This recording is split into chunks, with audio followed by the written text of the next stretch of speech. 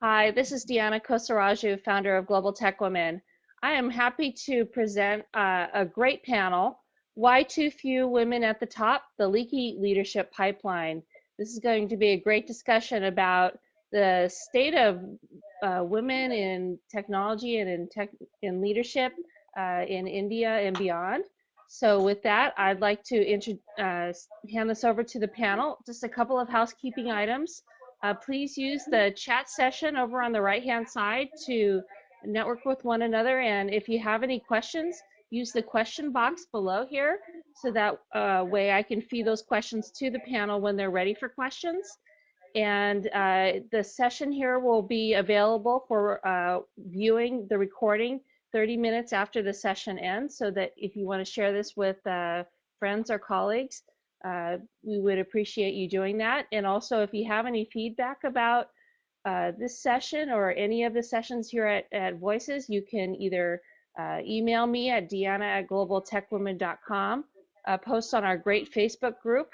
We have quite a large audience where we go over articles of interest to women in technology around the world, or you can tweet us. We're at Global Tech Women. So with that, I am handing it over to the panel. Thanks, Diana. All right. So, good morning and all right. So, good morning and good evening, everyone. We'll have to move maybe.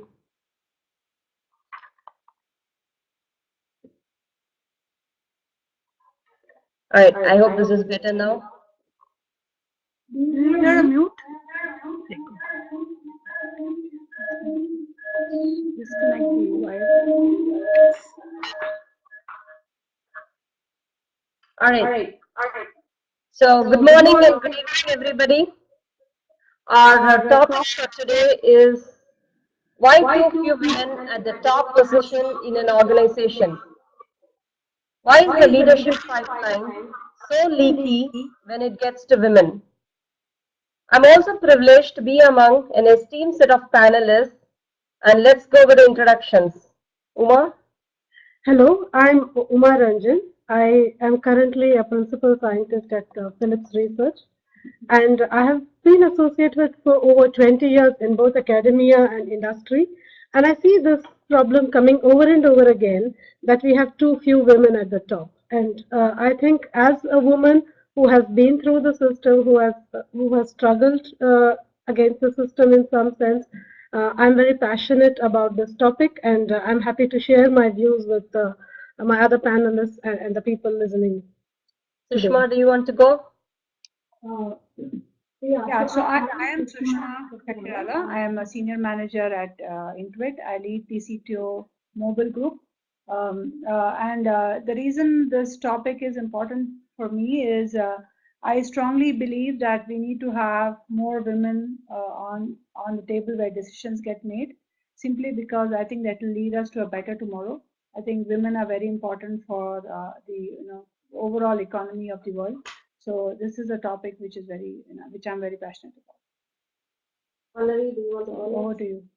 Yeah, hi, I'm Pallavi here, everybody, and it's great being here with all of you. And I come from a space where I have experience from both traditional and non-traditional types of management, and I would love to bring forth some thoughts of mine to this forum. And yeah, just happy to be here.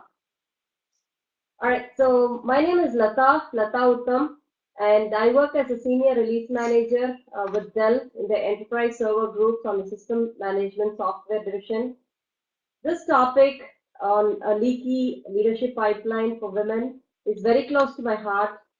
I've seen and heard a lot of industries where women do bring a lot of value into the organization and into the business. So I'm here, to hear from the other panel members and also discuss on how the IT industry can also benefit from the lot of advantages and value add that women bring. All right, back to the topic on the leaky leadership pipeline with women. In the IT industry, more and more women are being involved in the STEM areas, which are the science, technology, engineering, and mathematics. In India, especially, while we see a lot of girls entering the technology and engineering workforce, the gender ratio progressively gets skewed as one moves to the higher levels. This results in a very poor gender ratio at the top levels. Uma, what are your thoughts on why this gets very skewed at a very high level in the organizations? I think the skewing starts from right from the beginning. It's not at just the higher level. And a lot of times people have said that it's because women tend to drop work due to family reasons. But if you really look at the people who have dropped out, it's less than 3%. So I think this is a kind of overrated reason that people give. And it's also not true, of course, that women are less competent than men. So when women enter the workforce, you expect that they perform at the same level as men. But then, why do they not get promoted to the next level and to the levels above? So, at every stage, I think there is a perception that women cannot perform at the next level. They're great performing where they are, but they cannot perform at the next level. Yeah, I think Sushma. Yeah. So I totally agree with you here. I think I think women, I have seen several women who have actually risen up during crisis. When I see many of my aunts and aunts and grandmother, right? They have just the way they run the home, the whole environment around them, and I've also seen that many women, when things go wrong around them, they have just risen up and taken the position of leading the family and taking them through some tough times. So I have no doubt that the capability exists. So I think it's the big reason for the leaky pipeline is a whole bunch of reasons around the social, economic, the social, cultural structure, maybe the way we think and women, and there's a whole change management journey that needs to happen across, right from the workplace environment to organizations to the way we think, women and men, the way we've been brought up, upbringing, that needs to change. And that will take a few years, but at least we are talking about it. So that's a great first step. Pallavi, do you want to add to this? So from what I have seen, the space as you grow higher becomes very restrictive, and sometimes choices are not in our hands, especially in a woman's hand. I mean, like Uma said, that we all start out at the same level, but we are, somewhere we get lost. So for me, sometimes I think there's not enough space or enough opportunities. Even if there are enough opportunities, maybe it is not being shown to us, and sometimes we might need to just look deeper into it from a bigger picture, and think about it more deeply. And I agree with Sushma saying that we are more than capable of rising up the ladder. And yeah, I mean, yeah, I think the space is restrictive right now, but that does not should not stop us from keeping on, wanting to Yeah, I move think up. the place is probably not as inclusive as it needs to be Yeah, to accommodate more yeah, women at the more top. women, yeah. Yeah. Inclusive is the right word, I think. All right. So that was. You want to move? All right. So there was a discussion around, what is the main reason, or what do we think is the main reason for the leaky pipeline? Now, let's move to a very different perspective, or the other important factor involved in the whole leaky pipeline with women, right? And that important factor is the organizations, right? The organizations today, where majority of the senior executives are men, right? And are they able to pitch in? Are they able to get this cause better? Are they able to add, promote, right? So the next thought that comes to all of us, or the thought that we are asking ourselves, are organizations promoting and supporting the diversity in leadership? Sushma, do you think the organization today are focusing enough to improve or support the diversity in leadership? Yeah, I definitely believe that organizations are doing some work and into it. And I know we are really working hard and coming up with a whole bunch of initiatives to make this a great place to work for women. But what I also believe that that it's not enough. I think that if you're talking about getting more women at the top at leadership positions, we need to look at it in a much different way.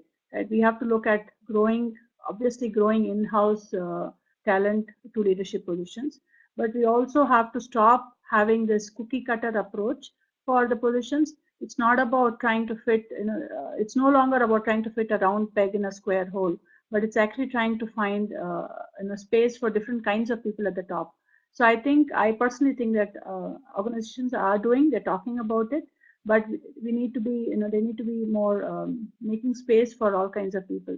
I think being more, flexible and less risk averse, right, to be able to take different types of talent. Obviously, there will always be men that are available for the positions, right?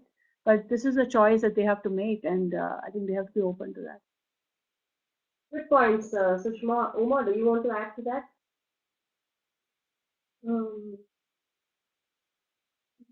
Yeah, Yeah, go for it. Yeah, like I said, the organization certainly has a role to play.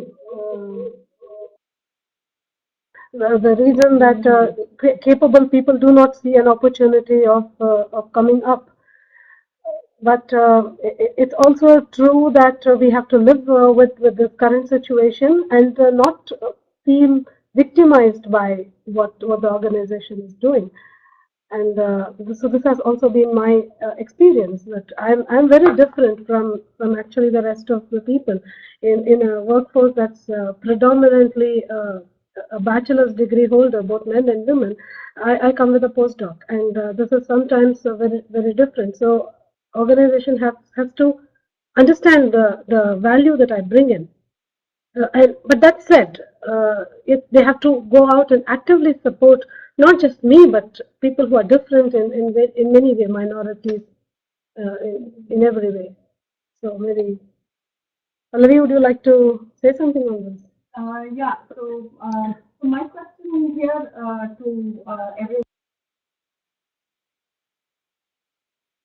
to have yourself promoted by an organization, is it stopping you? You are anyways? I don't think so. I think we should also invest some time in self branding, in making ourselves known to people for our qualities, like being different is good.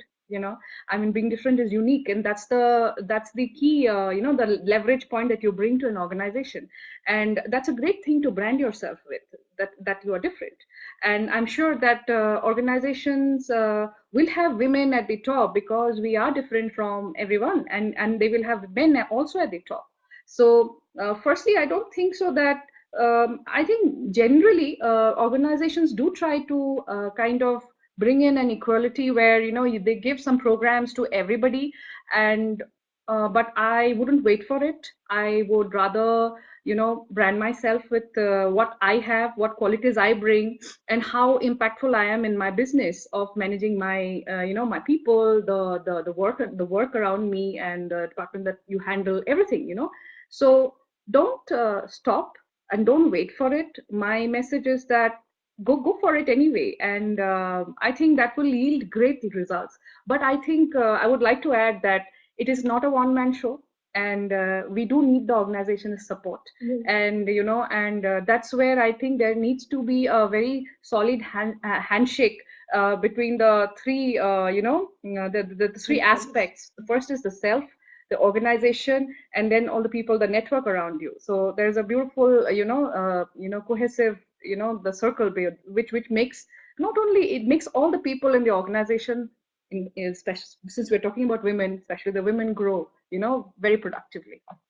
Yeah, so yeah, I do agree. I think while organizations do their bit to support and bring in more women at the top, I think what you're saying is the women should not wait for that support to come in. You continue to voice out and make sure your voice gets heard. Be proud of the difference and speak up, right, and make sure you're getting heard. I think we also have a lot of role models in that sense. Women who have risen to the top. I mean, even in my own company, in Philips, the worldwide CEO of healthcare is a woman and an extremely capable lady. But if you look at the people who have risen, then they have been more than brilliant throughout. So, in a sense, sometimes they have to be twice or thrice as good as the other men simply to stand out and to progress. And that is something that organizations should take cognizance of and not let it happen. I do agree. I think maybe that the fact that the women who are already at the top have actually had to work twice as hard, makes it very hard for the ones trying to get there because it looks like Mount Everest many of us. Right. So we spoke about the cookie cutter method, and we also spoke about how women most often have to take those extra measures to kind of get there in par with performance with men. And actually, the sorry, yes, I have. Okay. All right. So the next question, or next theme around this, the concept is, as we climb up the ladder, women are most often challenged to perform in unfamiliar, hostile, yet business critical environments. They need to be vultures among the vultures and sharks among the sharks. In these conditions, emotional quotient holds them back, and they find it challenging to navigate political environment, to attack, to defend, to pace and retreat. Pallavi, what do you think that women need to do differently in such environments and be successful like the men out there? So Why do you think that the environment is hostile? I mean, why would you want to label it as hostile? And that's my first question. That is where your the perception inside us in itself makes us very defensive. Would you want to go to a technical field being defensive? I would rather not. I would rather look at it as a very interesting game. I would rather look at it as knowing all about the game. If I'm a professional, if I'm an engineer, or if in any if I'm a scientist, or of any professional level, I would rather be very aware of what I am getting into first. And women are very emotional. I have been labeled as emotional many times, but I always prefer to think myself as a sensitive human being rather than being emotional, because that is part of our mental makeup as well. And I think we bring in a lot of value with that sensitiveness that is there in us, right? So first is, don't think of your let's not think about the environment as hostile. Next is that beef yourself up with the I would rather say the skills, and the abilities that enable you to go and work at your level best. Don't enable somebody to make you the victim, or don't enable somebody, to anyone, that could be a woman or a man, who is enabling you to shut up, or who is enabling you to not do your best. So that is the best way you can that's very very in a nutshell, I guess. And there are lots and lots deeper we can go really deep into this, like our belief systems, and what do we bring when we come into a particular sphere, right? We are wearing so many hats. We are wearing the hat of a mother, a daughter-in-law, a wife, so many things. So how do we balance it all? How do we not let it influence the role that we are playing? And that is the key to success. One is that, and know your buttons, know your emotional triggers, so that you are not always sidelined. Oh, she reacts, she reacts like this, or she is she is so and so. Don't avoid labeling, avoid being labeled. Be labeled for, oh, she does great business. When you talk to so and so, you get things done, and that's the, you need to focus on. I would like to talk about, like, that's where I think I mentioned self branding, right? So branding is very important. That's where, and not letting people get to you, and that could be a man or a woman, okay? And not letting perceptions turn into reality, because we are judged by the perceptions around us. So if we are aware of what we are doing today at this moment, and what role we are playing, and we play the role effectively, and we kind of focus mainly on business, because that's what we are here to do, okay? We focus on the tasks or the deliverables or anything that we are some innovations that we are bringing forth. I think our value will always increase, and we will not be made invisible or missed out for that. So that's the way I have I think things roll out for me. Yeah, no, Over I to think I Sushma. totally agree. I think we just talked about the emotional quotient, right?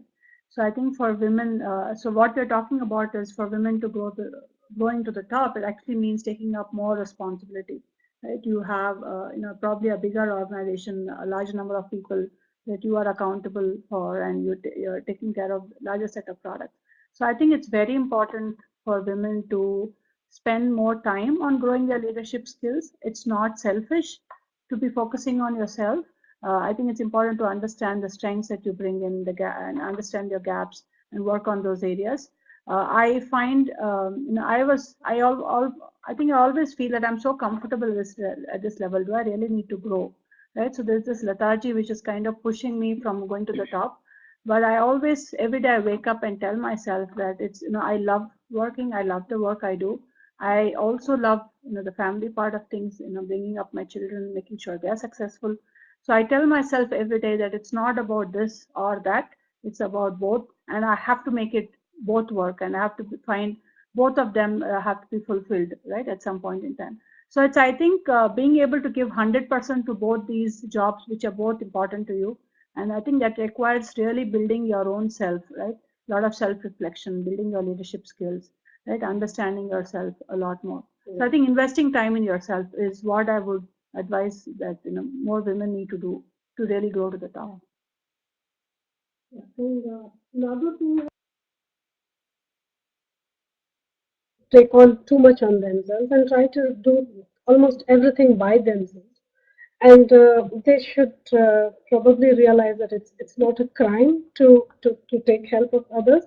Nobody who has reached the top has ever got there alone.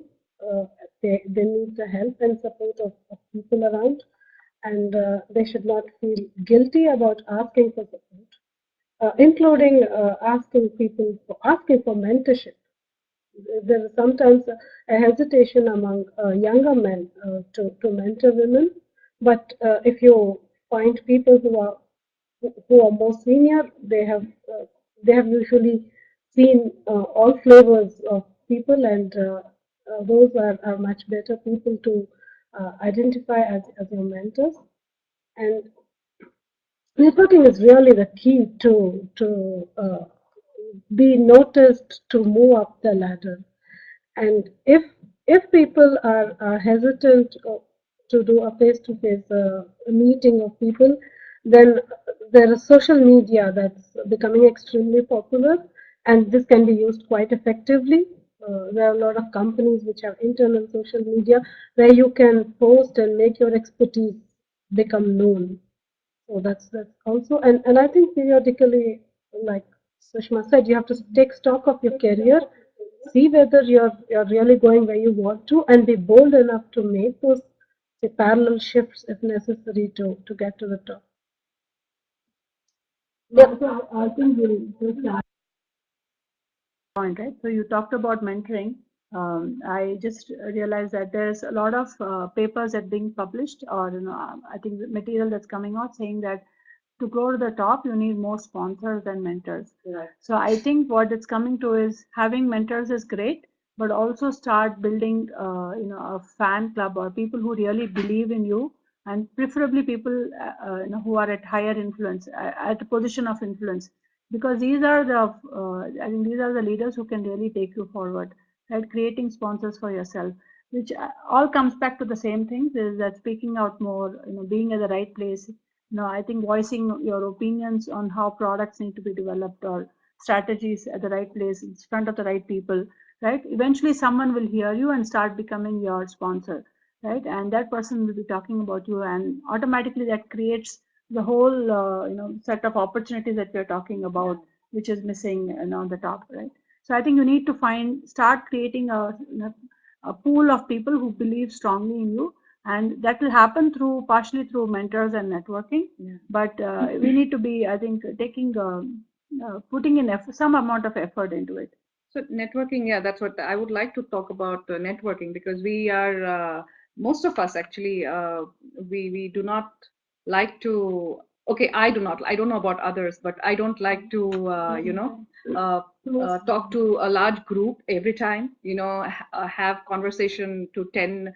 I would rather have a one-on-one session with with my peers and my seniors or my juniors, and it is important. I feel social media is great. I do think that creates a great a good amount of impact, but being talking to people, getting out of your shell, and talking to people, and sharing your ideas, sharing your thoughts, and it could be just over a cup of coffee, can actually maybe sometimes a cup of coffee can go a long way. A small idea can build businesses. So, and it has happened with me. So I think that is another point that I would like to bring forth, is what has helped me, because I am one of the few women in my organization, and it's full of very, very powerful men and very intelligent men. Okay, so I do admire them a lot. But what has helped me is, first, I have started thinking like them. So I would rather say, start when you are full of when there's a room full of men and they're talking a lot of good business. Good business, yeah, that's the key word. So watch how they are throwing thoughts here and there, and maybe try to speak their language. I try to think like them. I try to emulate what is their thought process that makes an idea so worthwhile and so impactful. Go past the gender bias. Don't allow yourself that, okay, I'm a woman, so I don't need to speak. There are 10 men in the room. Why not you also speak? And if you're speaking sense, and if you're speaking their language, it's go to their bus stop. If they're going to their bus stop, and they will actually travel with you, and they will actually have your ideas on board. And interestingly, they are quite keen to hear our ideas. It's sometimes they are also very uncomfortable in approaching us, because maybe of the gender bias, or how would it be, how would it seem. But go past it, think like a man, and that's something I learned a lot. And it's my greatest mentor have been men, actually. I have a great manager, and he taught me to think like them, and he taught me to be detached. Men have this beautiful way of working through problems. So if you add that skill, and if you add our skill, I think it's a beautiful combination to be very, very successful. So yeah, I think I'll also add that, obviously organizations have hired you for a reason, right? And it's important that you, put in your 100% and voice your opinion.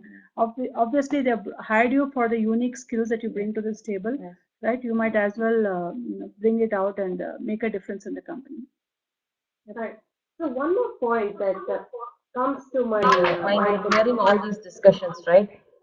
Mostly women, especially in the mid-career path, they believe that family is a setback for career progression, right?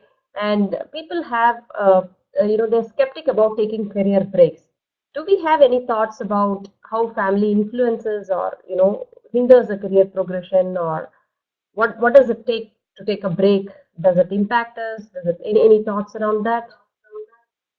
Yeah, I can start with a few points. Right, and again, this is look at it as a marathon. You don't have to succeed tomorrow. You have your whole life. You're working for, you have 30 years of, 30 to 40 years of work life at least, right? You don't have to become, a VP tomorrow, right? Look at it as a long-term journey. I think take your own time, enjoy the journey, right? And take a break if you feel that's necessary. But I think use that break wisely to come back to work, right? And ensure that you are still connected through the network mentoring that we talked about, still connected to the organization. You still have, maybe pursue some other learning activity of your choice, but come back to it and, continue where you left off. Obviously, your peers are going to be ahead of you, but I think that's okay because you still have, a long journey ahead of you, right? I think don't let that, deter you from your own career journey, right? And I'm actually starting to look at it this way: is I'm actually, tracking my own journey without trying to worry about who is with me and who is not with me, right? Because I think I would rather enjoy the career that I'm on. And it's actually not true that the career data impacts you. Because one of the advice I have always young women in my team and my extended team who have asked me for advice, should I give up my job? I said, if you want to spend time with your child, then yes, do it. But I say people who have a master's degree, I have advised them to do a PhD. So 5 years you are with your child because a PhD is one great project that you can do from home and you can be physically and emotionally with your family at the time that you need it. And then you have come back actually with a far superior skill that sets you off from far above the rest of your colleagues. So I think one should look at options like these. So I think that we can go to a different department. I have seen this happening in my organization, and it's a great thing I feel for women. So if you are doing a delivery leader's job, you can take up the HR head if it's available, or the learning and something a little bit on much more. I'm not going to say that these roles are not tough. They are tough. It is equally important, but maybe you will have a little bit of relief. You can move from a management role to a more individual contributor role, right? You can become an architect or something. I don't know. I mean, don't look at it as like a work or not work Right. situation. Right. There are Yeah. other options. Yeah. Work it out. Explore your options. I'm sure the organizations nowadays are very, very, they understand this and they are very, flexible in this kind of situations.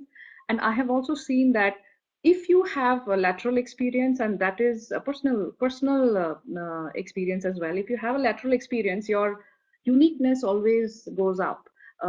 I had this my manager.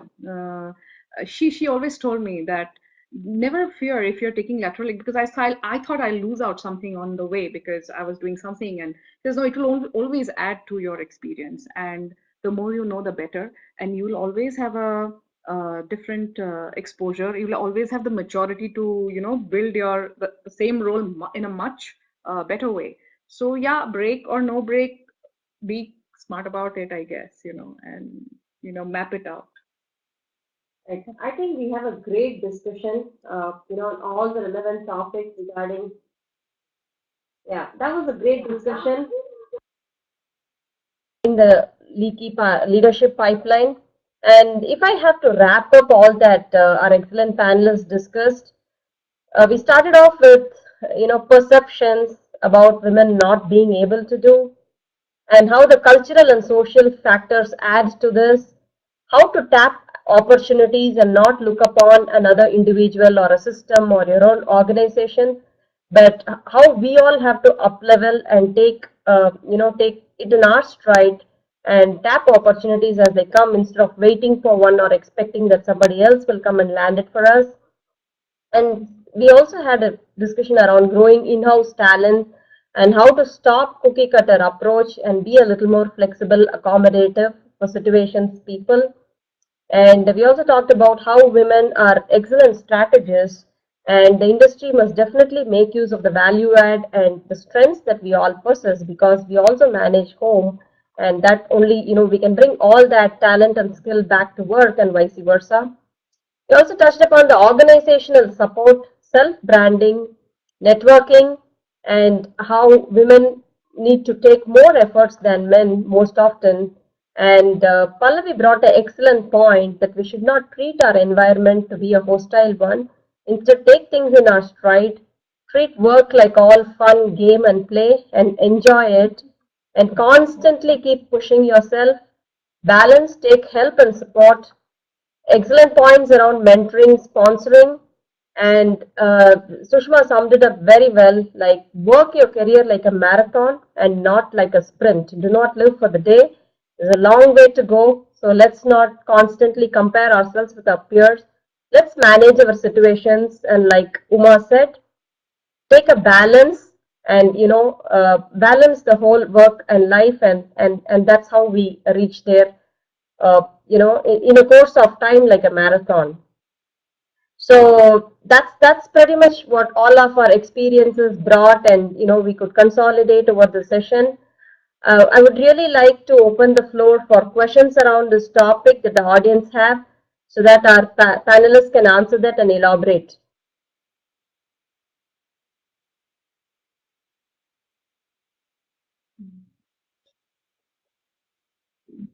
Okay.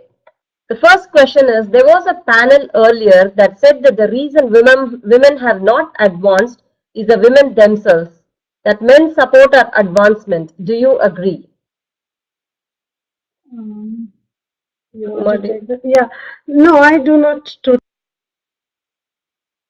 It is true that sometimes women have not advanced because of self-imposed limitations, but I think there are far more women who are willing to move up and have not found the opportunities to do this.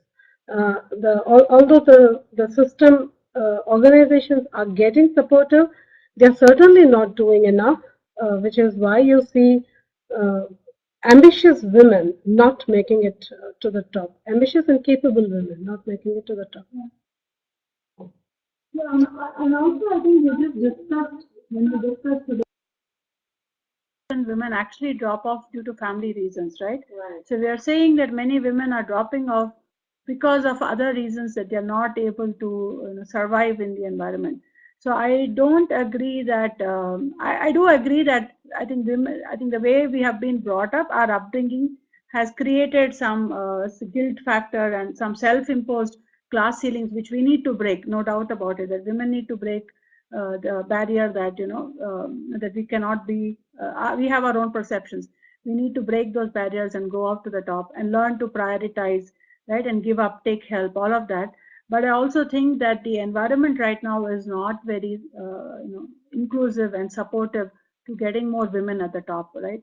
Um, it's like I think the environment right now is more comfortable to getting more like-minded people. That I know another guy would fit in better in getting a very different woman at the board, right? Because she's obviously going to shake the boat in some way. That I think organizations are a little risk averse when it comes to getting a different people at the top. So I would like to, have a different take on it, saying that I agree. I have found some men who do support our advancement, and I'm specifying men out here because the question, I'm not specifying organization, right? So there is a sector of men and who do support our advancement because they have seen the benefits of the woman in the board, the way we bring our perspective. So but it is, I will not agree 100%, maybe 50%. Yes, they have yet to go, and we are yet to find a whole group of men. But some, yes, I have met people who do encourage me and who do, in my work sphere, they encourage me to do more, innovate more. So but it is a very small percentage. Yeah. Yes. I also want to bring up one more point, is that I think there is a lot of support for women to pursue their careers and grow their Yes, careers. yes. But unfortunately, women continue to be the primary caregivers at home, right? Yeah. I am sure there is help, but they continue to be the primary responsibility owner. So it's almost like having two jobs, two very important, two critical jobs at every point in time. And it's very easy to break and drop one of them. So I think there is still a long way to go, and I mean that's where I think we need to work is it needs to be much more balanced both at home and work for a woman to really advance and reach the higher rank. Second shift is a big issue globally. Yeah. What advice do you All right. give for The next question is, okay. All right. The next question is, what advice would you give for someone who is being encouraged to drop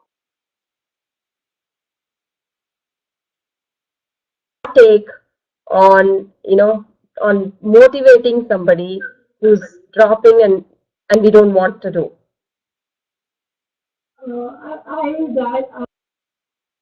That's maybe a couple of years ago, right? I almost felt I didn't fit in, I would have to drop off. And I'm sure if I had dropped off, I would have eventually dropped out of the workforce, right? And I would have found my way around home and maybe, been a small entrepreneur.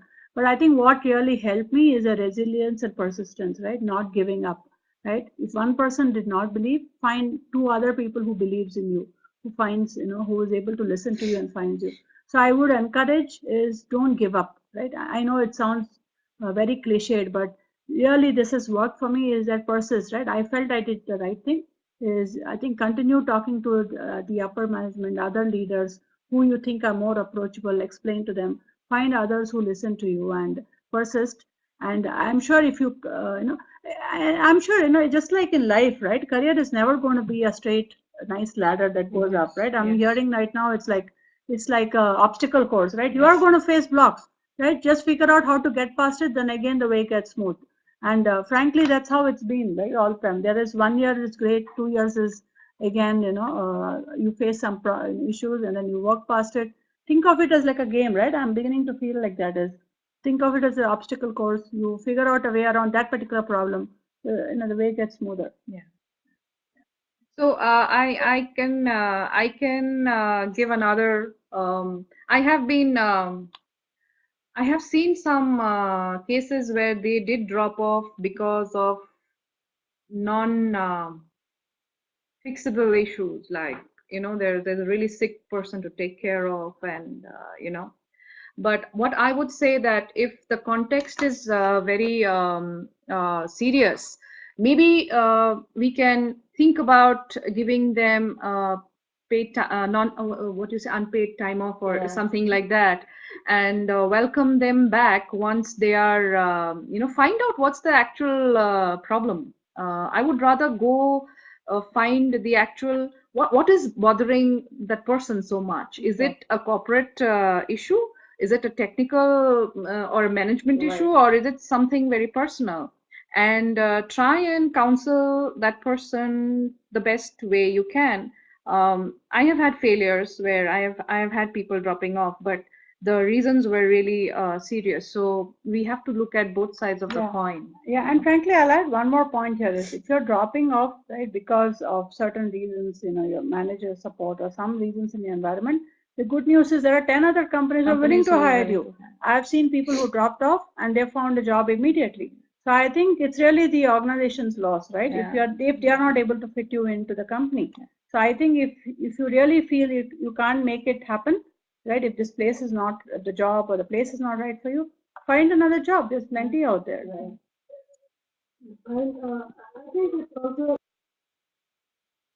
this encouragement to drop. I don't know if I should call it an encouragement to drop, but this pressure to drop comes from, if it comes from your family, then I think it's important to address those.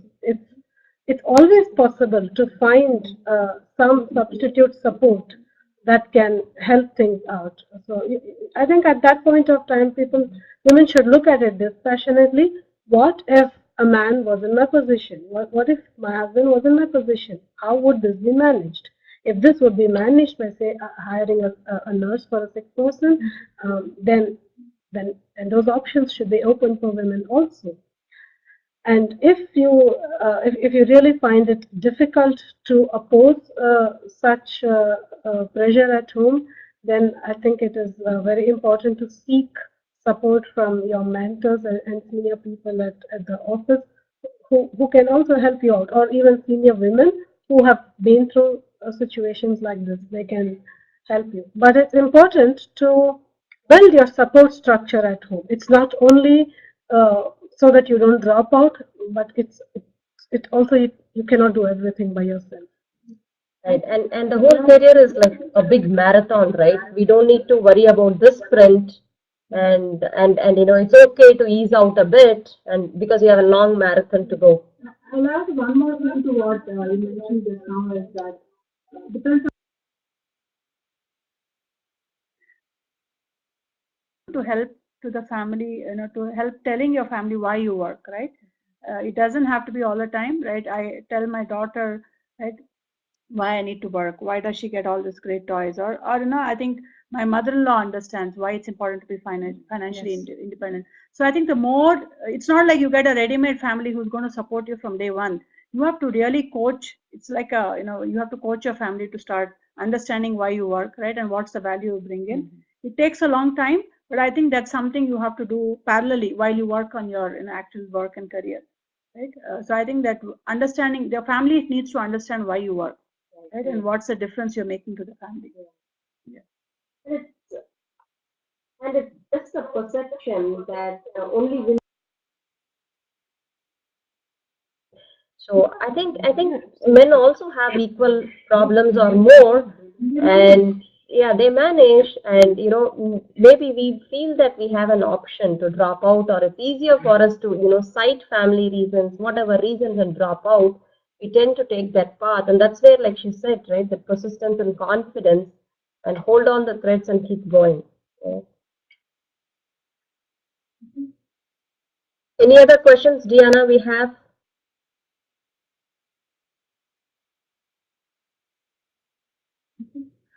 All right, so we don't have any other questions, and hope you all enjoyed the session, and we enjoyed it. We enjoyed a the lot, session and I think we all bonded very well, and it was a great topic and a great perspective from each one of us. And thank you, Sushma, Pallavi, myself, and Uma, and Thank you, Diana. Diana. Thank you very much for this chance that you gave us. For getting us together, thinking about this topic.